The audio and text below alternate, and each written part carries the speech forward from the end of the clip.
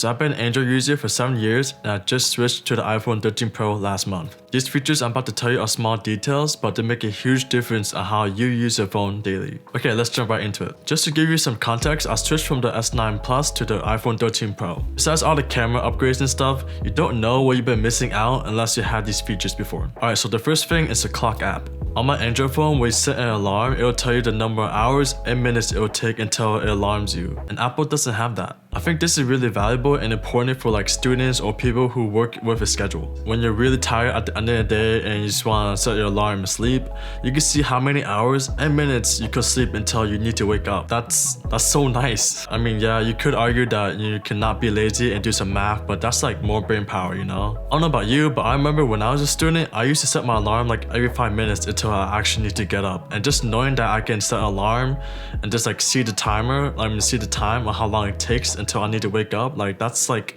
every minute counts, okay? If you can visually see how long it takes you for the next alarm, it really helps you to know how much sleep you could be getting. Number 2 is the always on display. I think this is a feature that only Android users will understand and appreciate more. It takes very little battery to turn this feature on. You can see the time, the date, events, notifications, and battery life. And I wish Apple had this feature. So when I switched from my Galaxy to the iPhone 13 Pro and just like not having it, like I keep going back and looking at my screen thinking I have the always on display, but like it's not there, so it just takes some time to get used to. So the third thing is a keyboard. Hear me out. When I switched from Samsung to Apple and then when I was like texting my friends, I was like, wait, this feels kind of weird. Like it feels like I'm missing something. Well, yeah, basically I'm missing a good chunk of the keyboard that I was used to texting with on my Android. Apple doesn't have the numbers, comma, period on the first set of keyboard. I have to tap on the left corner on the iPhone to find those. And it feels like more like a nuance and it's something I have to get used to. Another thing is the weather app. I use the app every single day, especially when I hang out or go out with my friends. With Apple, I can't click on any other days of the week to check the weather details and hourly conditions. With Android though, I can, which makes it easier and convenient. I'll probably have to install like another app or go to Google to find the hourly like conditions, but that's just like more work I don't want to do. I'd rather have like everything just there for me so I can just go to one spot to find everything I need to. Another small detail is downloading apps. I didn't know you have to double press on the side of an Apple phone to confirm and install the apps. So when I first tried to download an app from the Apple Store, I was like, wait, it told me to double click to install, but like I was so confused. I didn't know what to do, and I double tapped the screen instead of the button. So I'm like, what? Why?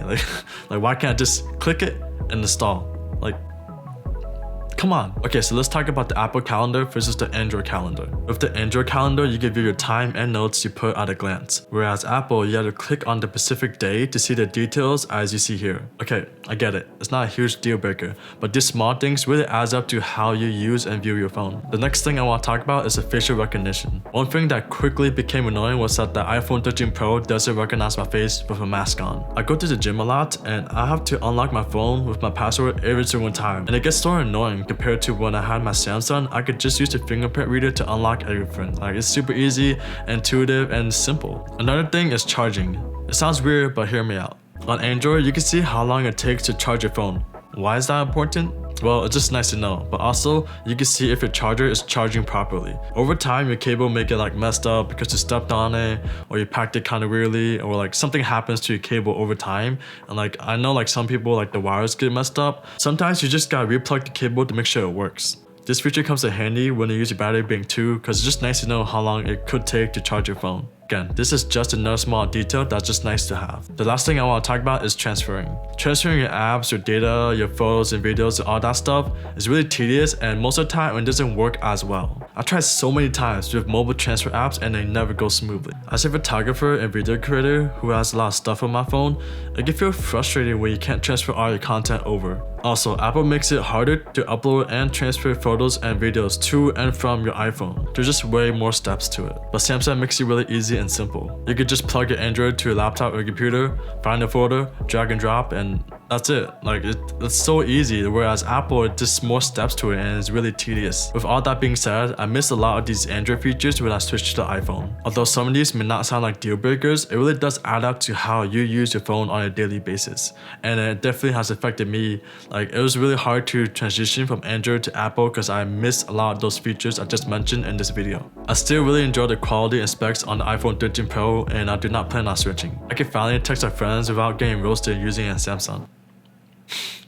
Leave a comment down below if you can relate to this video. Don't forget to leave a like if you found it helpful, and I'll see you guys next time. Peace. Woo.